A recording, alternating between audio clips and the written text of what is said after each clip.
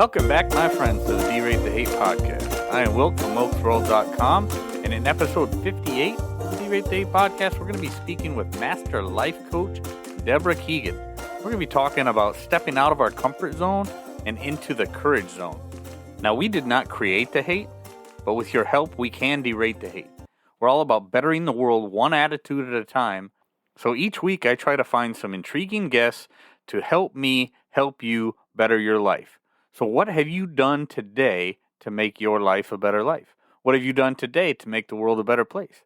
This week's guest, Debora Keegan, is a certified master life coach and behavior change specialist, assisting her clients using various tools and techniques to reframe thoughts and modify behaviors to build a life that they love.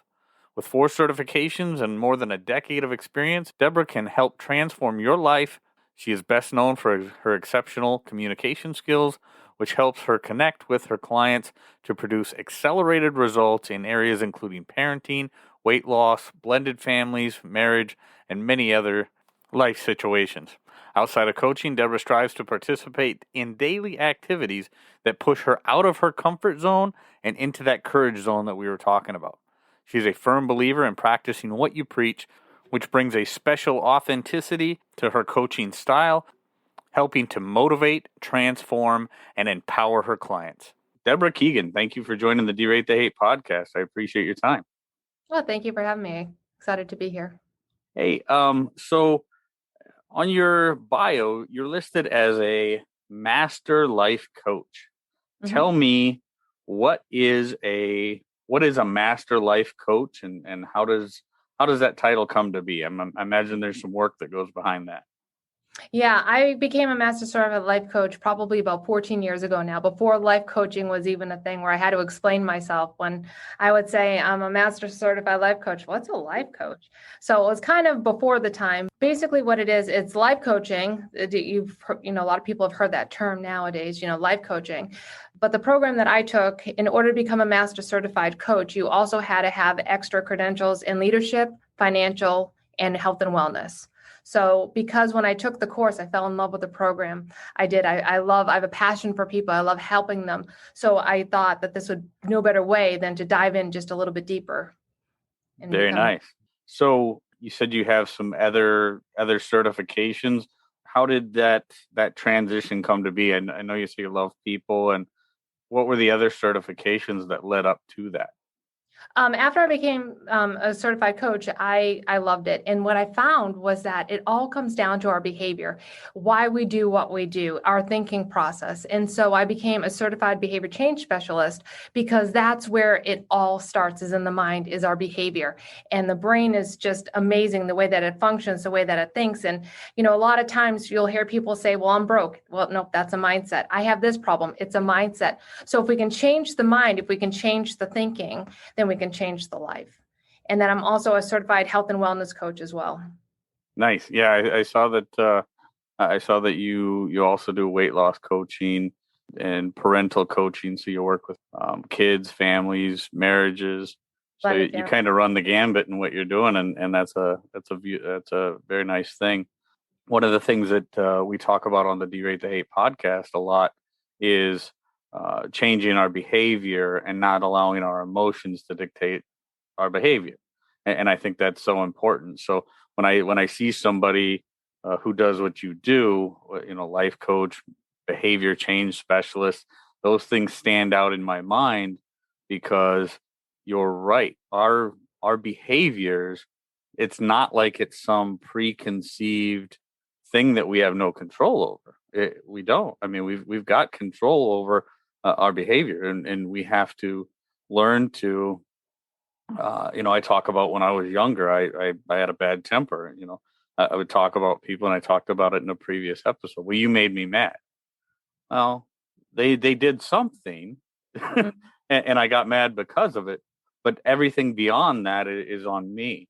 So talk about, as a behavior change specialist, when somebody encounters an act, that somebody else does, how do you deal with that? How do you talk somebody through the ability to manage their actions and their behavior after a catalyst like somebody else doing something that made them mad. Yeah, that was a great example that you gave, like you made me mad. So that was the trigger, because a lot of times we hear of these anger management, and kind of makes me laugh, because how do you manage anger? So it's more like trigger control. How do we can control the trigger? So if somebody makes you angry, they can't make you angry without your permission. So whatever they're saying will resonate with you, whether it's true, not true, maybe it's not true. And the reason why sometimes we get angry, because there's a part of us that believes that it could be true. So we react, we don't respond, we react in anger, and anger is a secondary emotion. A primary emotion would be, I felt disappointed, I felt disrespected, I felt, we don't use those words. We default right to anger, because a lot of times that's just what we know how to do. We just know that anger, it works for us in some way, it serves. And when we teach people that when we get angry, that, to leave us alone, depending upon the severity of how much we react back to them. So a lot of times, as I'll say, if somebody says something to you, is it true?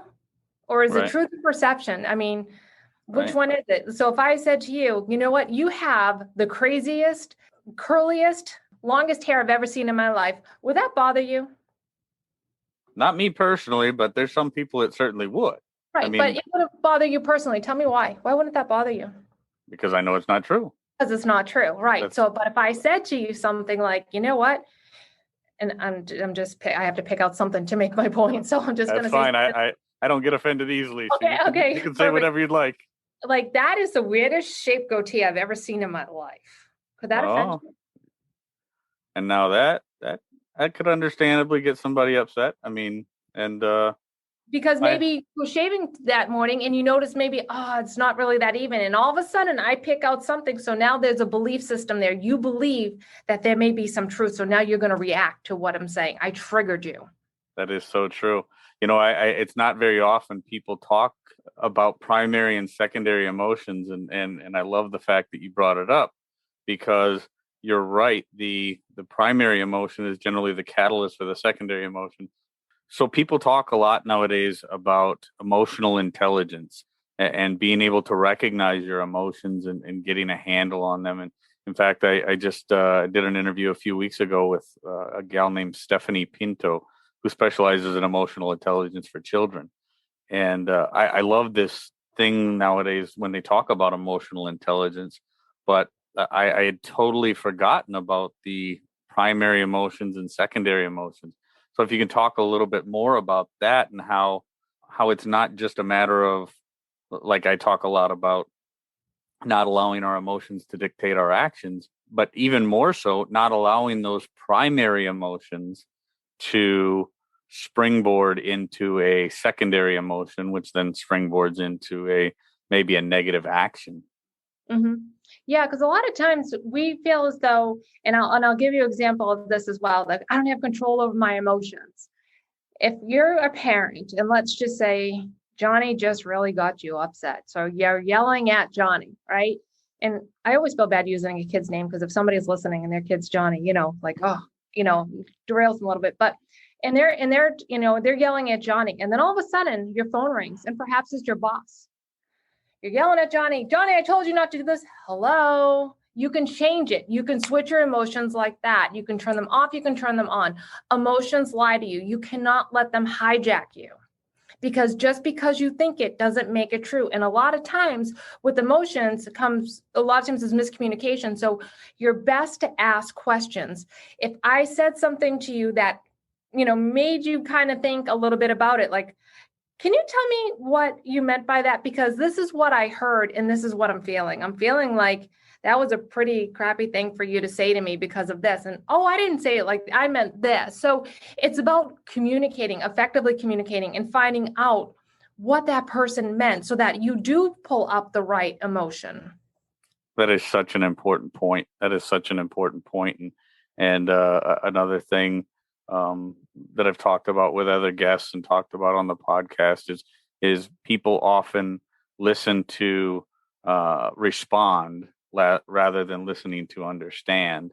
And I think that does drive some of that those negative primary emotions, because they don't get everything that somebody is trying to say, because they're listening more for them, or listening more so that they can respond, rather than truly grasp the concept that people are talking about. They don't hear it because they're listening, like you're saying, to a response. So they're not even hearing the words that you're saying because they're already trying to formulate their response. So right now they're not really hearing it's more centered. It's more what I'm feeling at the moment versus what you're saying.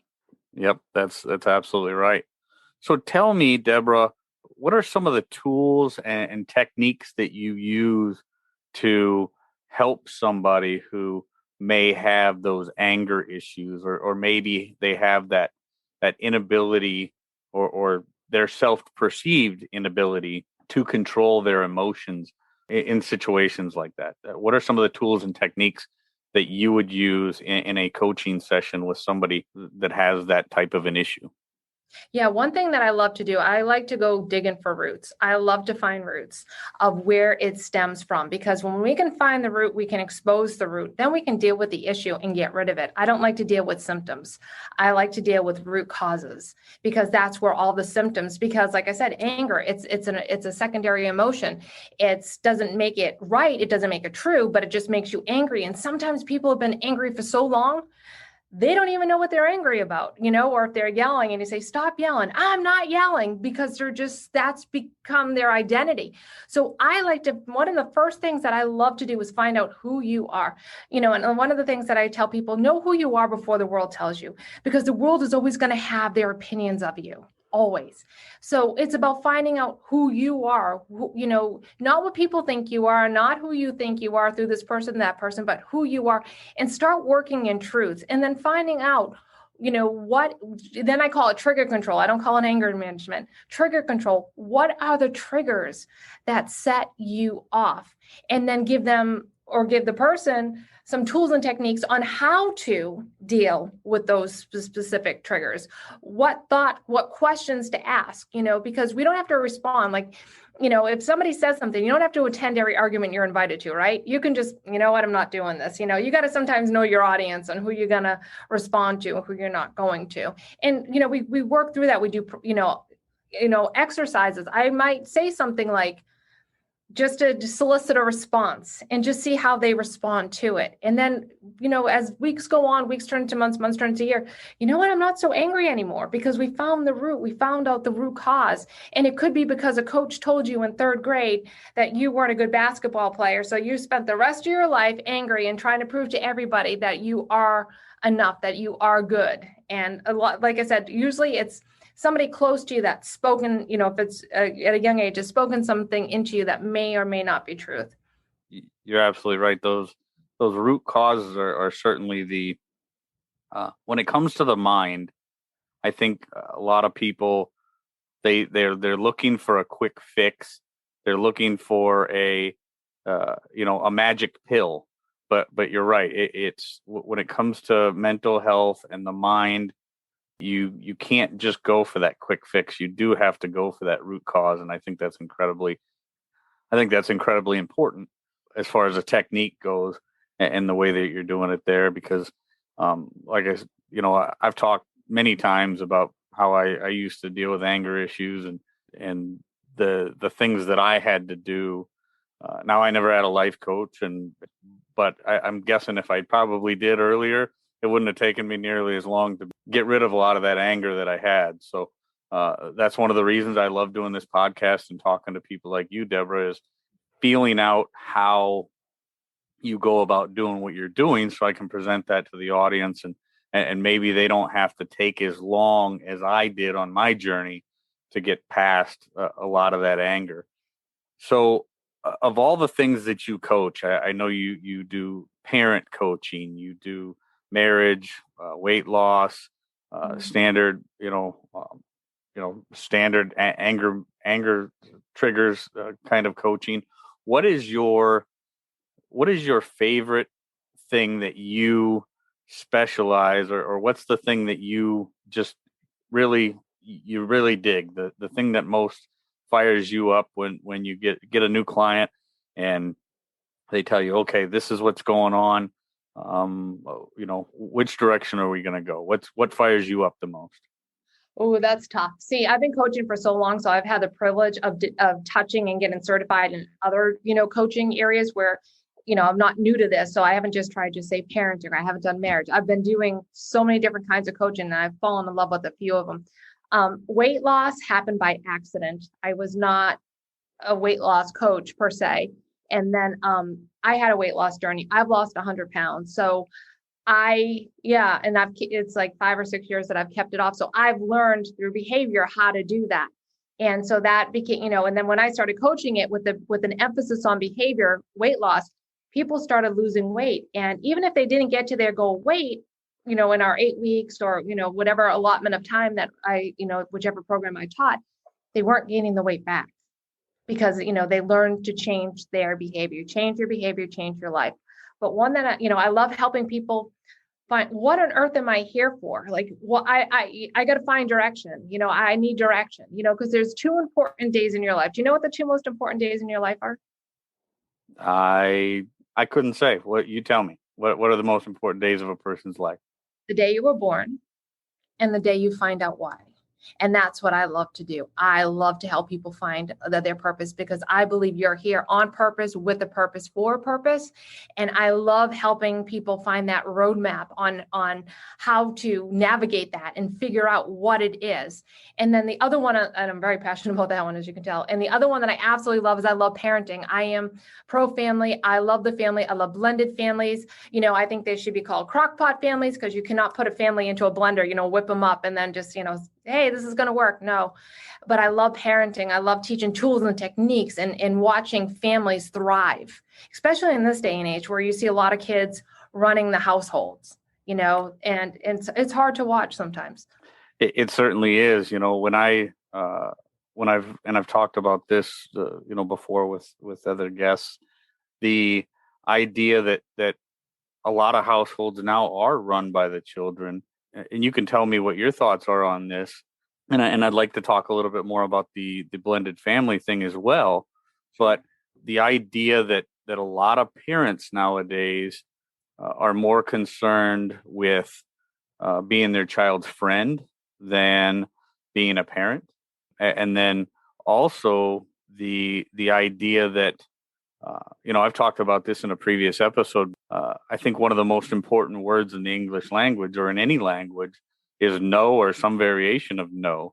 And mm-hmm. making a child understand that should be the first word that they understand, in my opinion. So talk to me a little bit about, your parental coaching when it comes to that.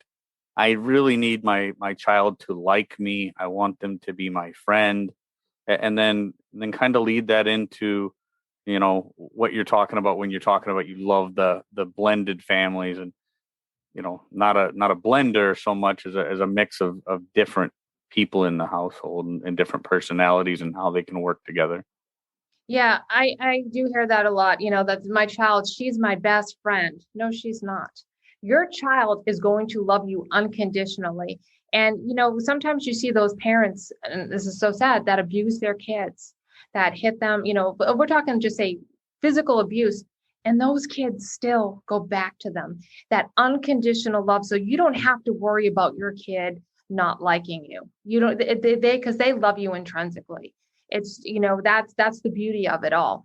And we're meant to raise our kids. It's a privilege, I believe, to have children. Whether you foster them, whether you have them on your own, whether you adopt them, it doesn't much matter. I think that it is an absolute privilege, and it is a responsibility to raise our kids to be marriageable, to be employable, to be productive citizens of society. They're not going to get that, by accident. They have friends. They need somebody who's going to raise them, who is going to take them from point A to point B. And, if you listen to some of the advice friends give friends, that's not the advice I would give my kids. It's about teaching them. It's about showing them. It's about being the role model that they need to see. Now, as far as blended families go, right now, blended families are making up more than half of our families because the divorce rate is so high, so that a lot of marriages now are blended families. And when you go into a blended family, it's not harmonious. It's not the Brady Bunch. And I think that for the older generation, Alice was there, Mike and Carol, everything was good. The kids got along. That is not real life. A lot of the time. Sometimes it is. Sometimes, you get lucky and it meshes, but more often than not, it doesn't. And it's about creating a safe environment and teaching parents. I always say the first couple of years, the biological parent does all the parenting for their child, not cross. You meet this new guy and you think he's great, and all of a sudden he plays daddy. No, the child has a dad, whether that child's still living on earth or whether that child's father has passed on, he still has a dad. You're not replacing that dad. So it's about learning your roles, learning your place in a blended family first to set down the foundation. That's so important. And it's funny that you bring it up because I have a blended family. I have a stepson who I love dearly, and I love him as much as he could have been if he was my, own blood son.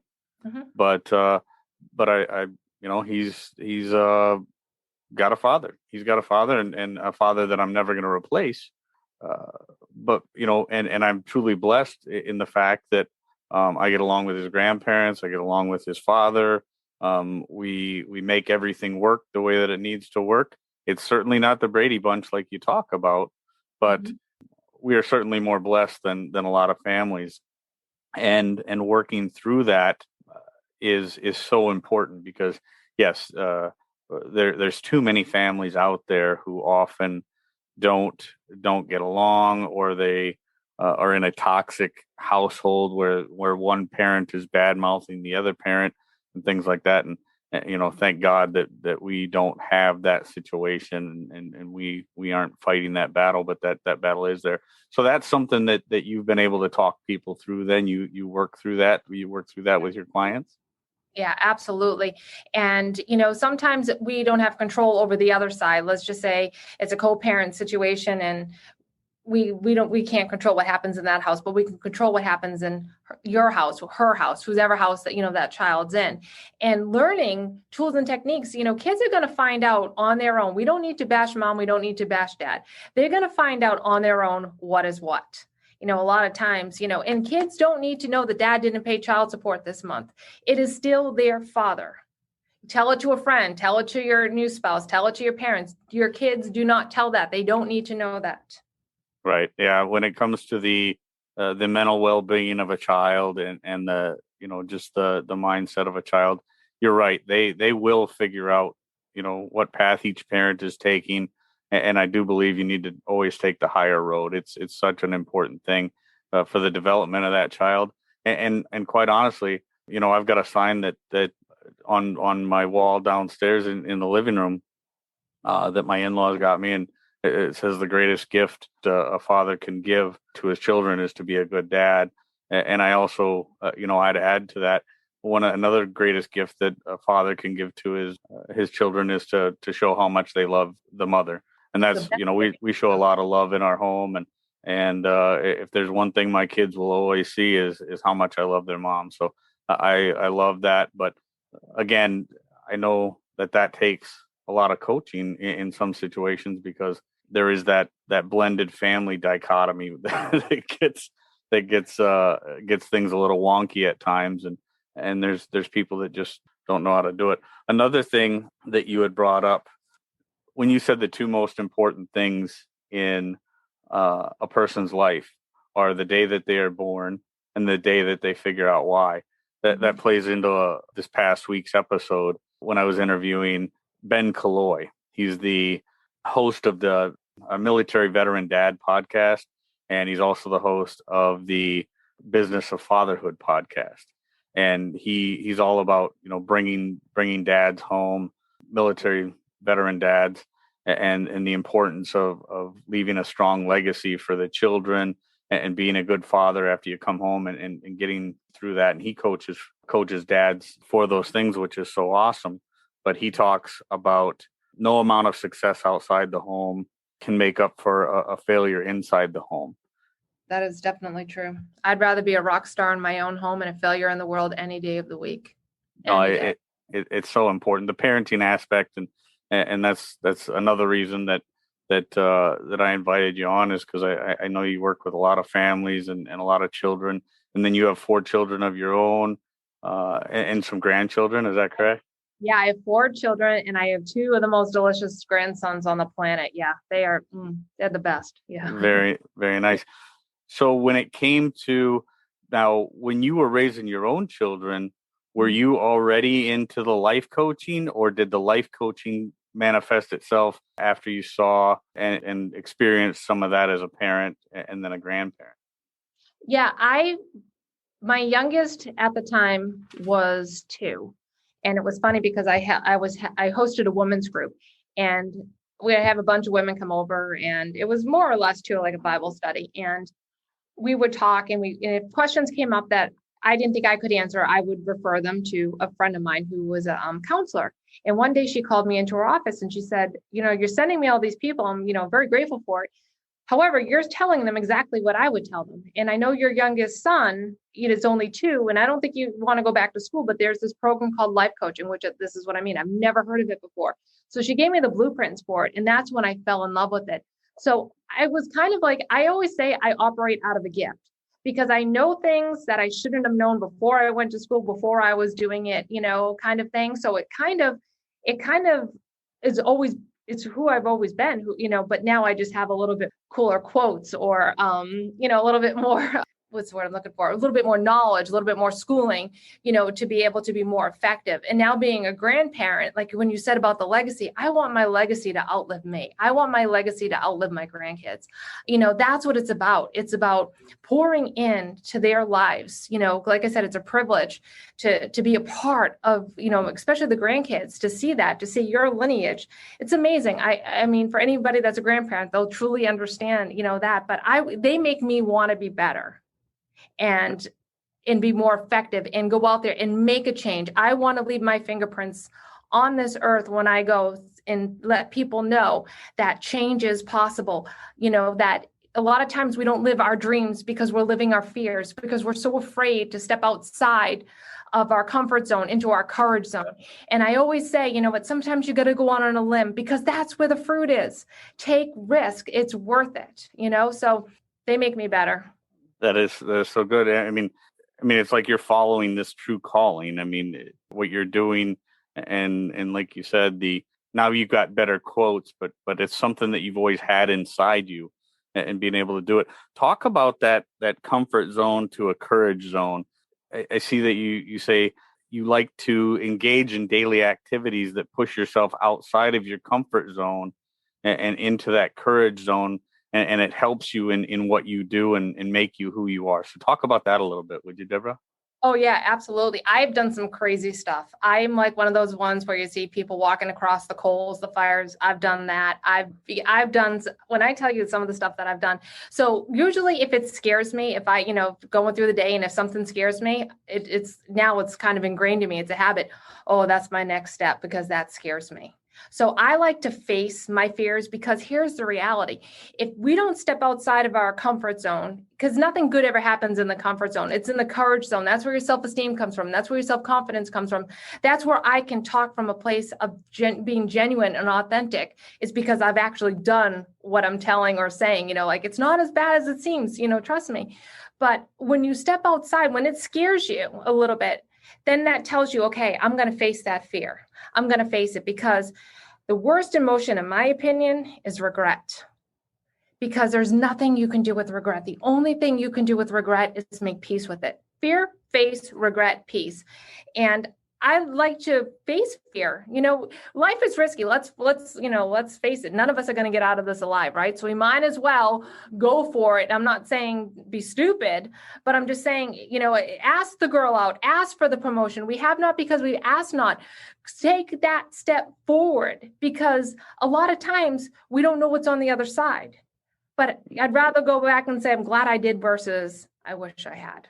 I have to tell you that in my personal life, there is, and I started this, I was probably a young adult, maybe even still in my teens, but I learned very quickly that regret is something you can only make peace with, but it may be one of the hardest things to make peace with, because It always it kind of sticks there with you, and but yeah, that fear, face it, regret is always, I talk about things. Well, this is done. We've got to get past it. We've got to get over. We've got to make peace with it because there's nothing we can do about the past. And Mhm. I started saying at a very young age, I'd rather regret something that I did than regret the fact that I never tried it or never did it. And that's incredibly important. And you're right, stepping outside of your comfort zone. Look at all the people over the past year, and I don't want to sidetrack us too much here, but look at all the people over the past year who skipped holidays with family, or skipped visiting relatives, or skipped doing this, doing that, doing the other thing because they were so afraid of, this scary virus, which Mhm. obviously was a big problem for a certain small portion of the population. But the reality is there's so much life that was missed over the past year because people were afraid to venture out of that comfort zone, and a lot of people probably will never ever get back or get an opportunity to see that relative that they didn't go spend time with this year because of, and it's so painful because after this past year and a half, there's going to be a lot of regret that people are going to have to deal with, and they're going to have to make peace with it. And a lot of that is going to be a lot easier said than done. So I think people doing what you're doing, as a life coach, as a behavior change specialist, getting people to step outside of that comfort zone and really do today what they may never get an opportunity to do again. It's so incredibly important. Yeah, You I know, agree with that. Thanksgiving, because I'm down here in Florida and my family's all up in Boston. And it was Thanksgiving, and I'm like, we're going.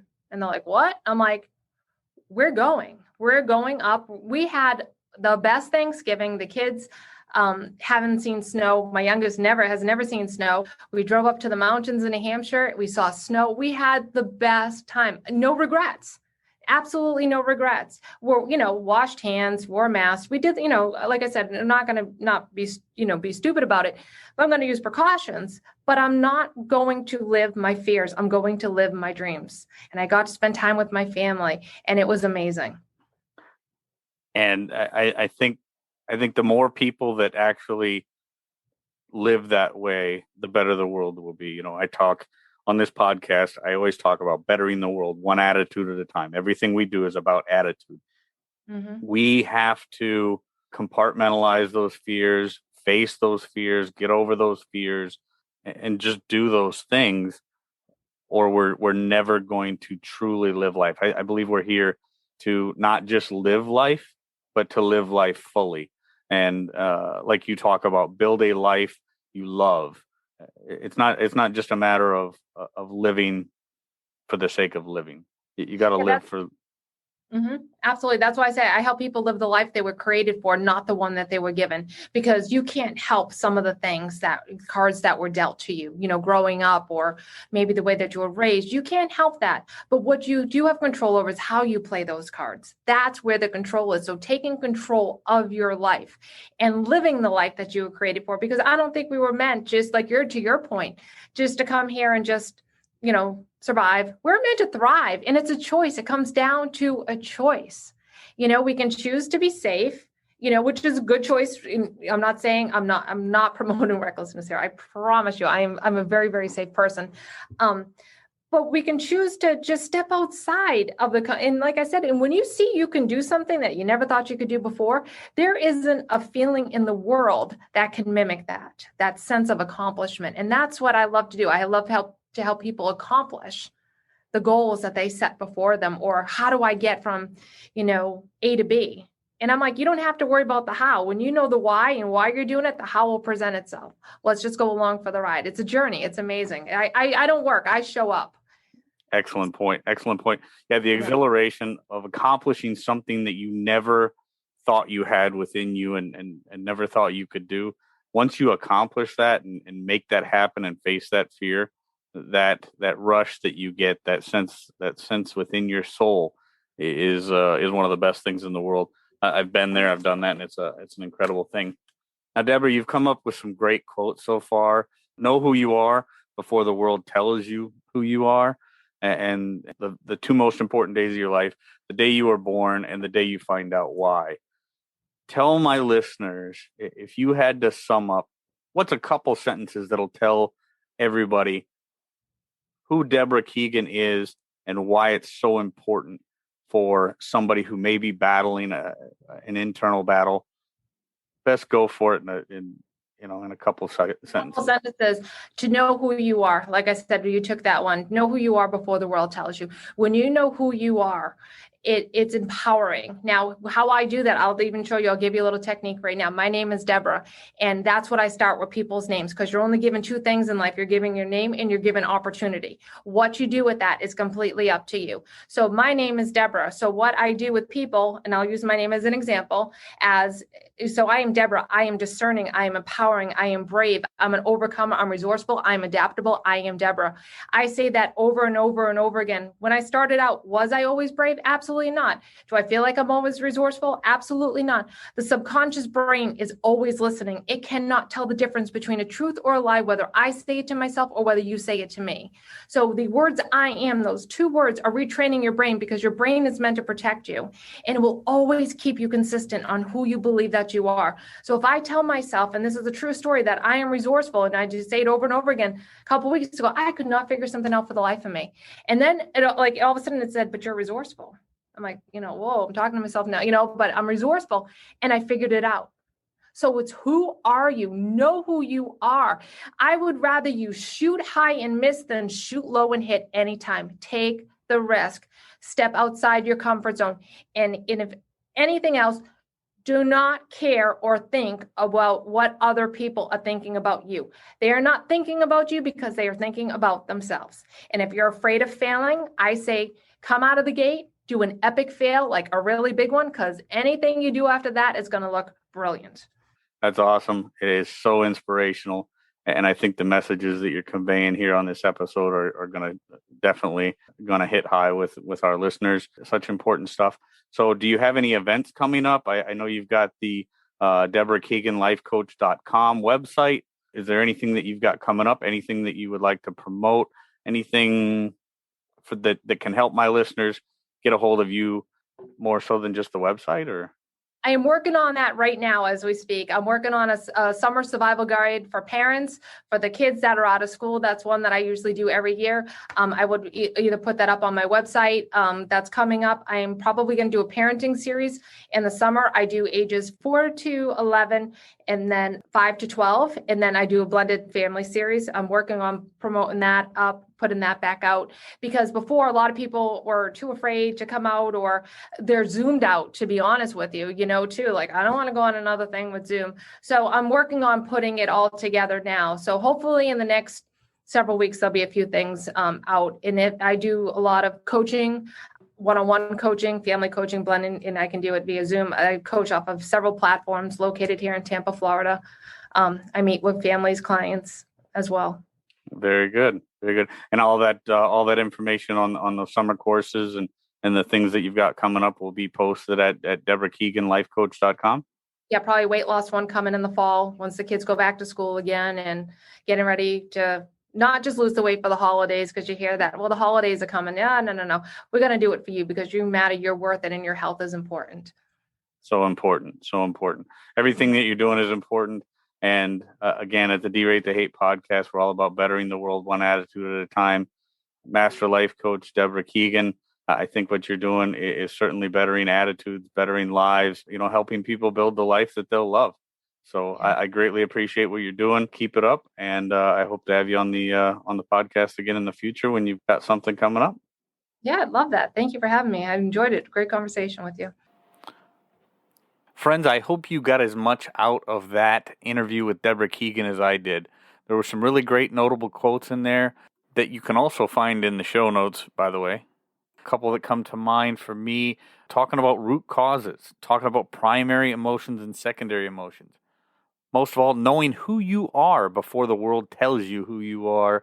And then the two most important days of your life are the day that you're born and the day that you find out why. So again, So incredibly grateful for having had Debora Keegan on the Derate the Hate podcast. And friends, share us with your friends. There's so much good that comes out of this and comes out of the guests that we have here. And really, it's all about bettering the world one attitude at a time. So what have you done today to make your life a better life? What have you done today to make the world a better place?